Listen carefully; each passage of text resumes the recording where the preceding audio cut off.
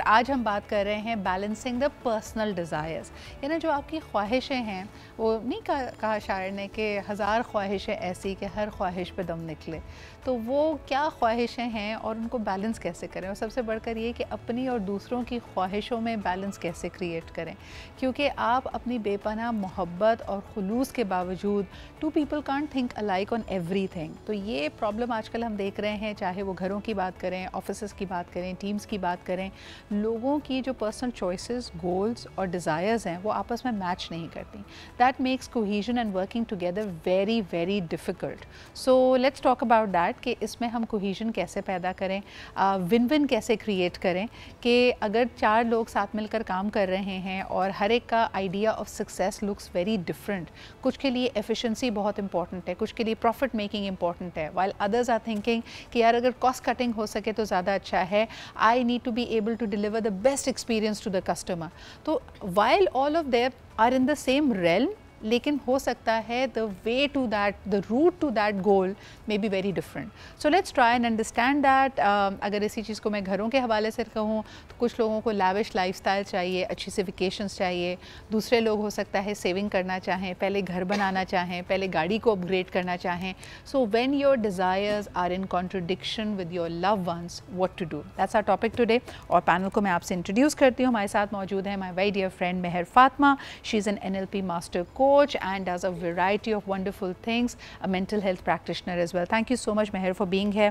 आप ही के साथ तशरीफ़ रखती हैं. She's a radio broadcaster, she's a television personality, and at the same time we know her as someone who has the expertise to tell you कि आप अपने घरों को ज़्यादा efficiently manage कैसे कर सकते हैं, especially when you're on a budget. हमारे साथ मौजूद हैं उफैरा अनीस. बहुत बहुत शुक्रिया उफैरा for being here. Last but definitely not the least, Hasan रज़ा हमारे साथ मौजूद हैं, who through his content and his work motivates other people, and we'll find out कि ऐसी situation में वो क्या recommend करेंगे, how to motivate yourself and how to come to an understanding with others. Let's begin with मेहर. मेहर, मुझे बताओ कि ख्वाहिश इसको कहते हैं ना, मुझे बड़ा अच्छा लगता है वो फ़िक्रा कि आपकी जो ख्वाहिश होती है ना वो आपकी रूह का नखरा है, बिकॉज यू नो द रूह just wants to experience that certain thing.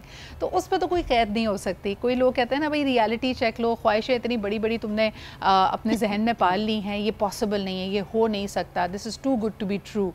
तो हम ख्वाहिशों पे कैद लगाते हैं। Is that a good thing? Especially अगर मैं पैसों के हवाले से बात करूँ, if you belong to the middle class और the upper middle class and you dream of a lavish lifestyle, a very luxurious lifestyle, तो अक्सर आपको कहा जाता है भाई अपनी चादर देख के पैर फैलाओ, ऐसी चीज़ों की ख्वाहिश ना करो जो तुम्हें तकलीफ़ दे। इस पर क्या कहोगी? आई थिंक इसके दो पहलू हैं। एक तो ये कि ख्वाहिश का लफ्ज़ बड़ा अट्रैक्टिव है, right? It's empowering. It's empowering. It attracts desire as well, right? That desire to want. लेकिन डिस्टिंक्शन करना चाहिए कि want और need में क्या फ़र्क है। आपकी wants तो बहुत सारी हो सकती हैं, बहुत सारी ख्वाहिशात को हम लेके चल सकते हैं, लेकिन हमारी ज़रूरियात क्या हैं?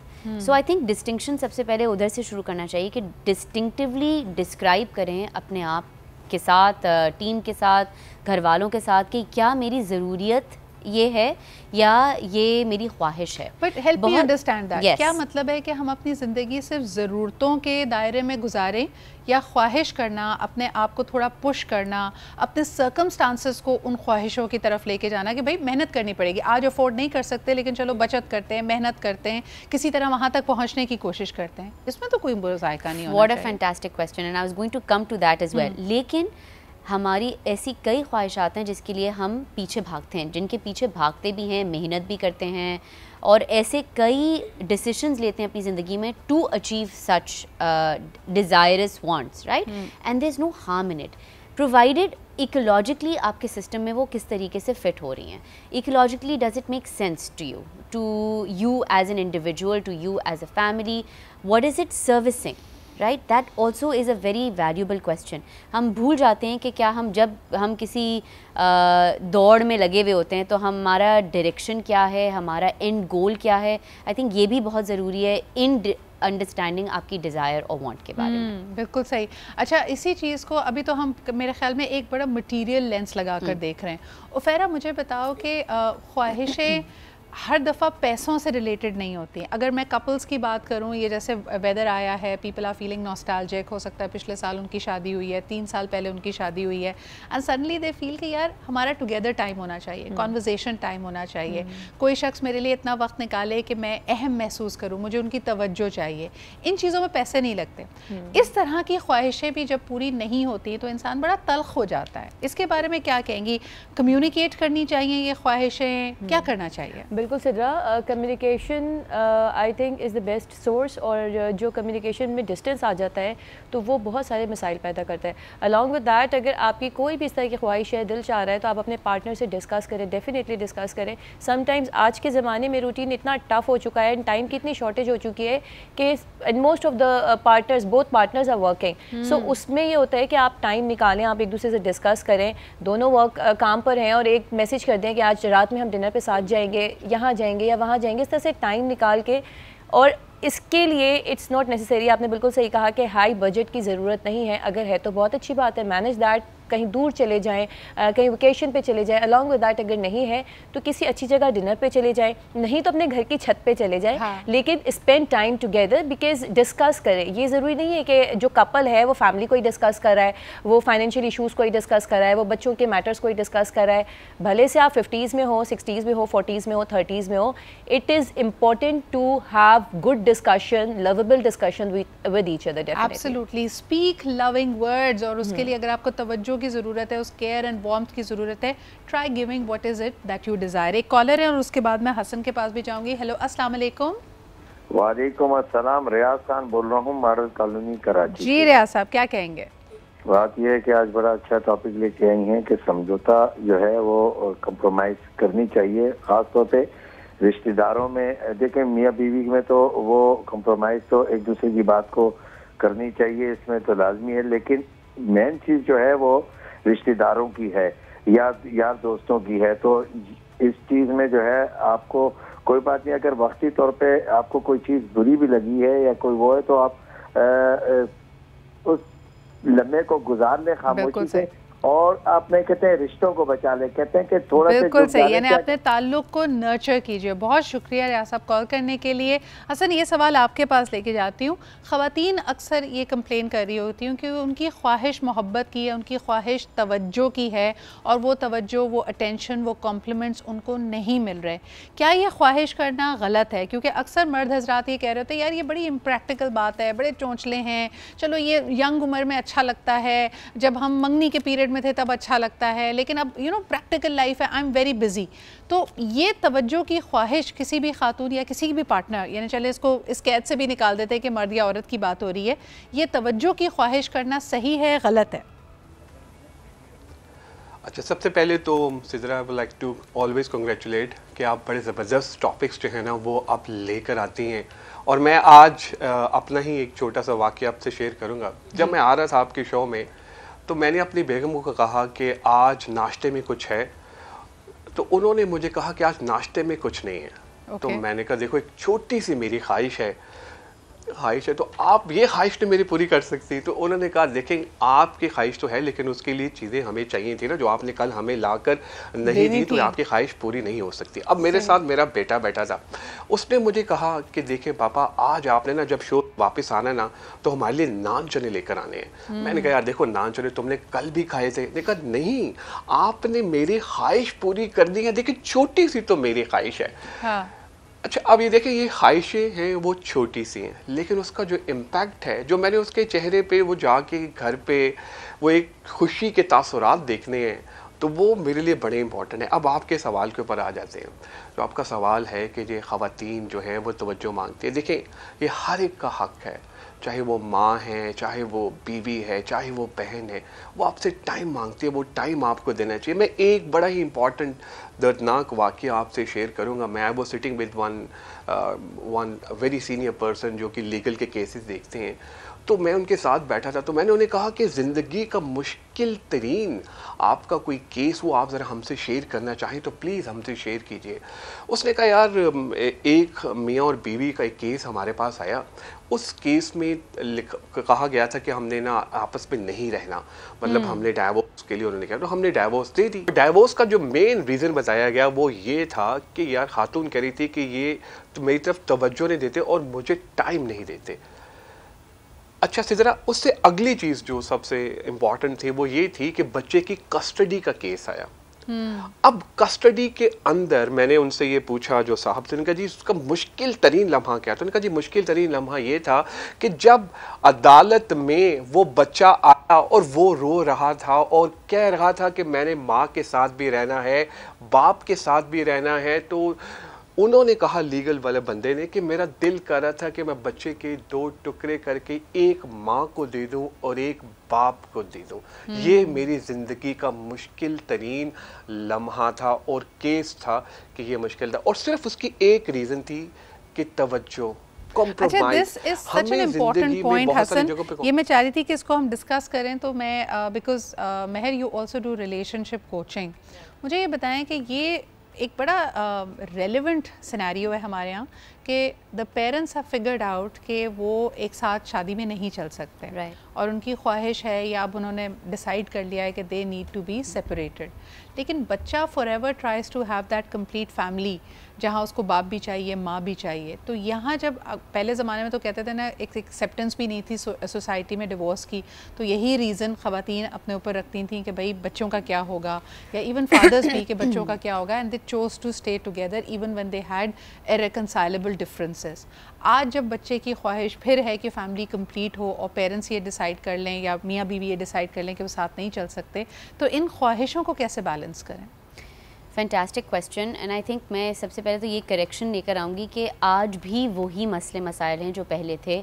आज भी ऐसे कपल्स मौजूद हैं जो कि मर्द और औरत जो कि सिर्फ बच्चों के लिए, I use the word compromise and adjust, दोनों, बिकॉज़ एक तो डिफ्रेंशिएट है दोनों अल्फाजों में, बड़ा एक वाज़ेह फ़र्क है जिसको समझना बहुत ज़रूरी है, लेकिन दोनों ये डिसाइड करते हैं कि नहीं यार बच्चों के लिए हम रहेंगे। And I always have a question जो मैं पूछती हूँ कि is this marriage worth saving, first of all, कि क्या ये शादी को बचाना, क्या इज़ इट वर्थ इट, और दूसरी बात ये क्या बच्चों पे जो असर हो रहा होता है उस वक्त it living in such a space, how are you managing that, because उसका impact is very long term.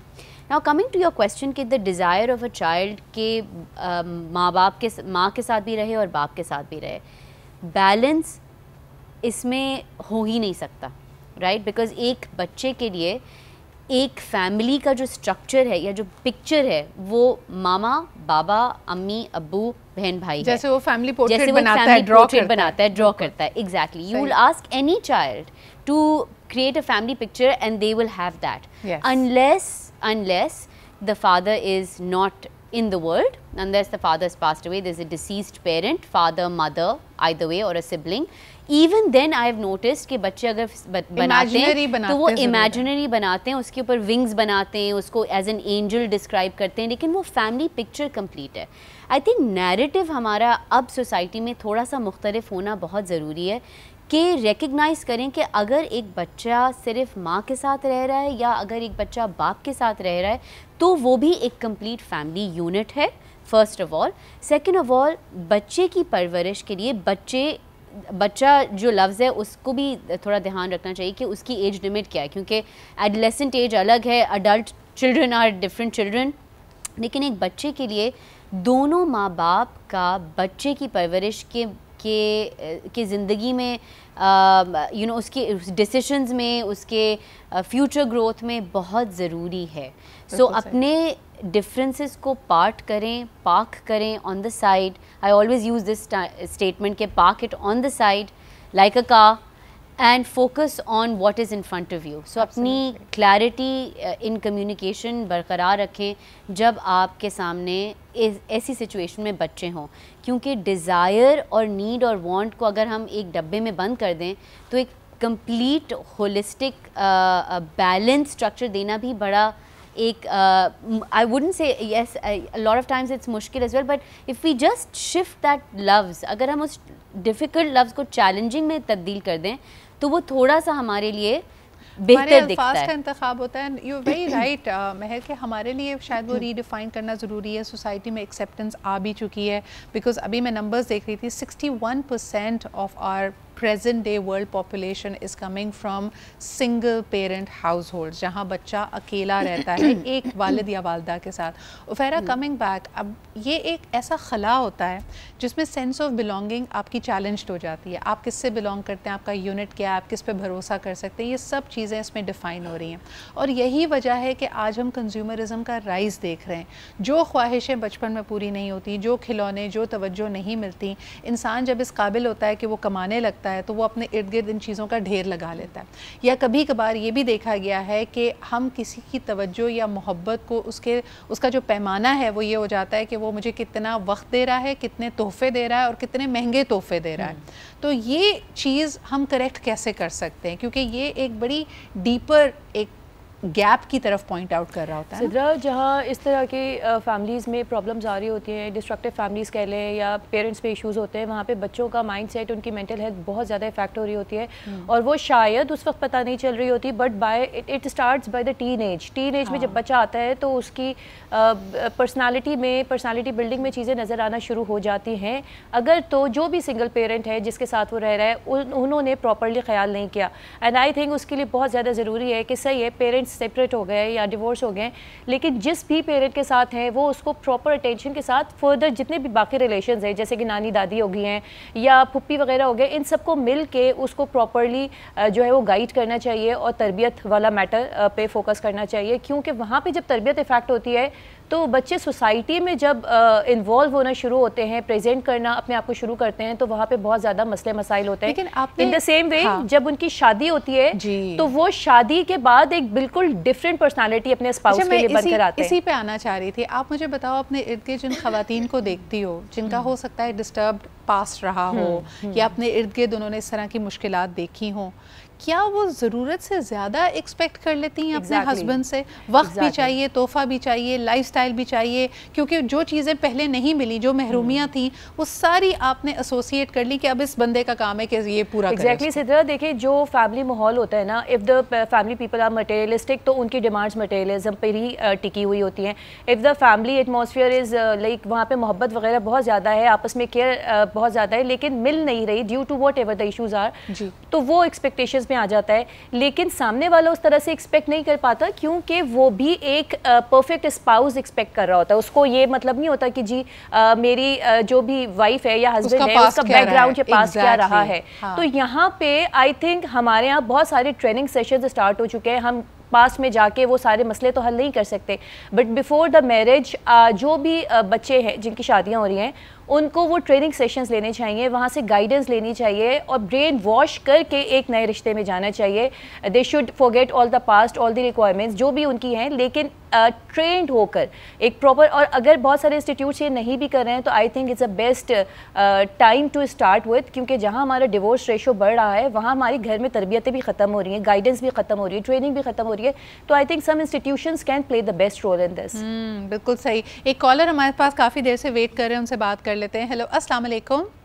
वालेकुम सलाम, क्या हाल है जी? जी अल्हम्दुलिल्लाह, बिल्कुल ठीक ठाक। क्या कहेंगे आप हमारे आज के मौजू पे?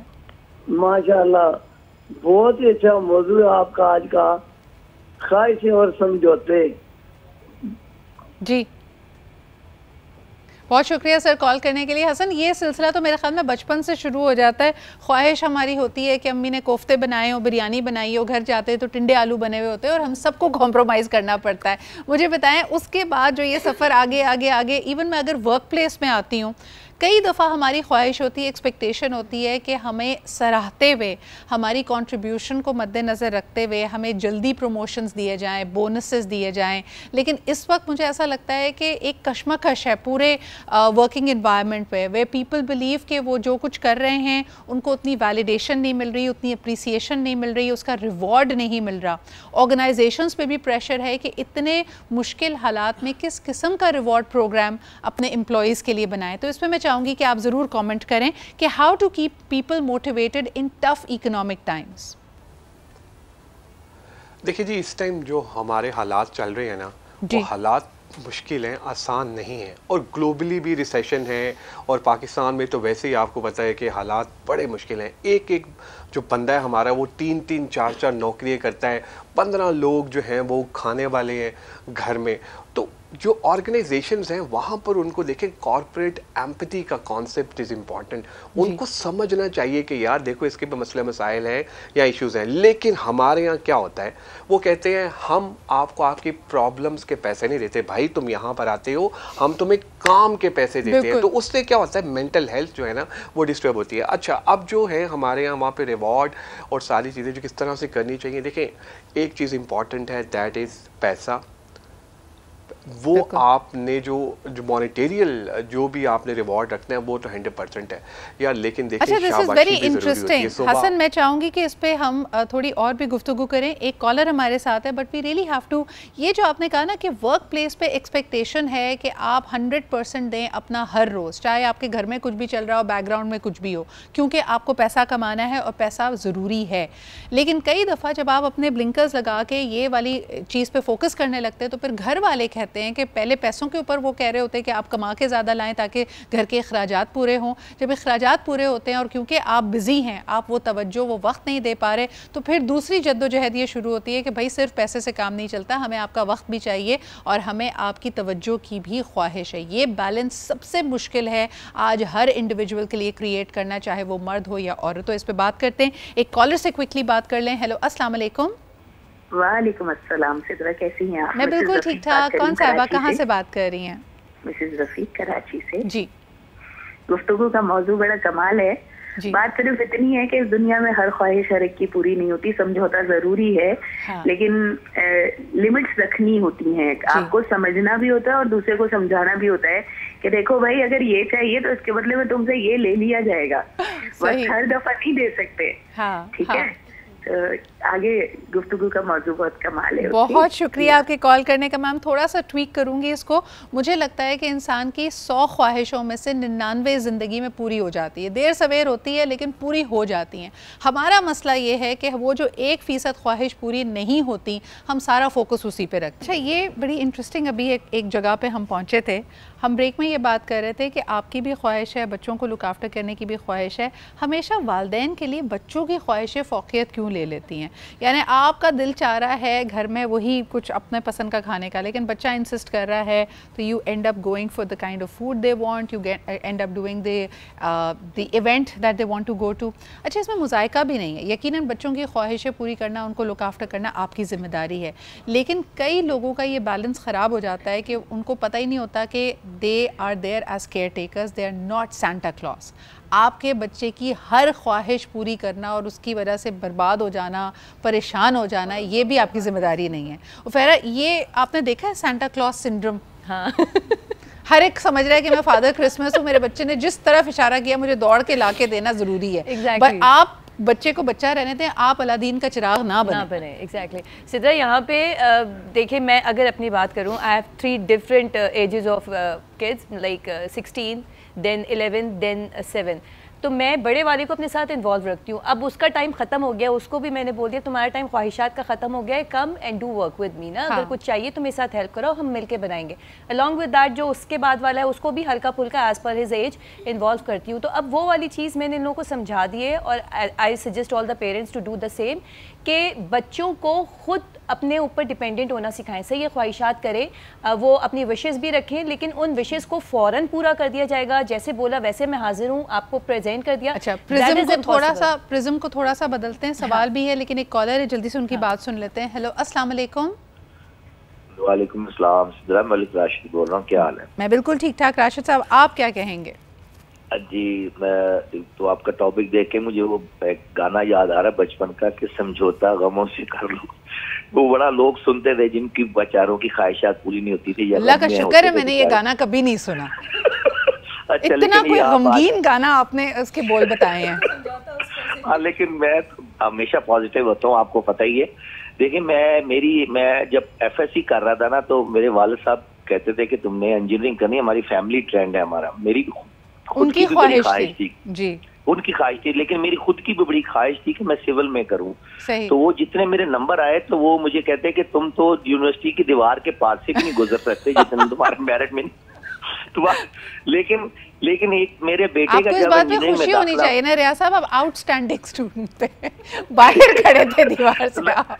लेकिन देखें ख्वाहिशात में ना वो अपने टाइम पे पूरी होती हैं। जब मेरे बेटे का इंजीनियरिंग में नाम आया, मेरा एज फादर नाम आया, तो मेरी आंखों में आंसू आ गए कि इंजीनियरिंग में नाम जरूर आया लेकिन एज फादर आया। How cute is that? रियाज साहब, this is a fantastic story, thank you so much for calling in. और देखा, मैंने कहा था ना वही बात कि 99% आपकी ख्वाहिशें पूरी होती हैं। आप लिस्ट में नाम चाहते थे, वो आ गया, बतौर फादर आया, वो एक अलग बात है। अच्छा, the prism that I was trying to change, Mehar, जिस तरह बहुत सारे पेरेंट्स अपने बच्चों की ख्वाहिशों के पीछे हलकान होते हैं, एक्सपेक्टेशन फ्रॉम स्पाउस भी ये होती हैं। यानी अक्सर मर्द हजरात ये समझ रहे होते हैं कि वो अपने आप को बेआराम कर रहे हैं अपनी बीवी की ख्वाहिशों के लिए। खातून भी समझती है कि मोहब्बत हासिल करने का यही तरीका है कि बस जो मेरे हस्बैंड ने कह दिया उसको पूरा किया जाए। ये कितना हेल्दी है? Extremely unhealthy. I think healthy तो बहुत ही, हेल्दी का बैरोमीटर तो बिल्कुल मुख्तलिफ है। हेल्दी क्या चीज़ है या किस तरीके से इसको हेल्दी देखना चाहिए है कि अभी हम ब्रेक में भी यही बात कर रहे थे कि अपनी ख्वाहिशात के बारे में जब इंसान सोचता है तो वे सो कंडीशन टू बिलीव कि अपने बारे में सोचो तो that's being selfish. And I think that narrative, also that story that we have pegged on to ourselves, whether it's a man or a woman, it should change. Absolutely. अपने लिए भी कुछ करें ताकि आप दूसरों के लिए कर सकें। और करें वो, अगर किसी की ख्वाहिश पूरा करने का दिल चाह भी रहा है तो उसको एक बैलेंस में करें। जब आप मोहब्बत में गिरफ्तार होते हैं, बहुत खुमार में होते हैं, तब आप बड़े प्रोमिसेस कर लेते हैं और करने की कोशिश भी करते हैं, लेकिन ऐसी कोई चीज़ कमिट ना करें जो आपको थका दे, जो आप सस्टेनेबली ना कर सकें, क्योंकि वो आप अपने साथ भी ज्यादती करें, अगले के साथ भी ज्यादती करें। Sustainability and boundaries. Absolutely. Thank you so much Mehar और Ufaira and Hasan for being here with us. It was a fantastic conversation. इसी के साथ हम आज की conversation का इख्तिताम करते हैं। इंशाल्लाह आपसे कल फिर मुलाकात होगी। ख्याल रखें। खुदा हाफिज़।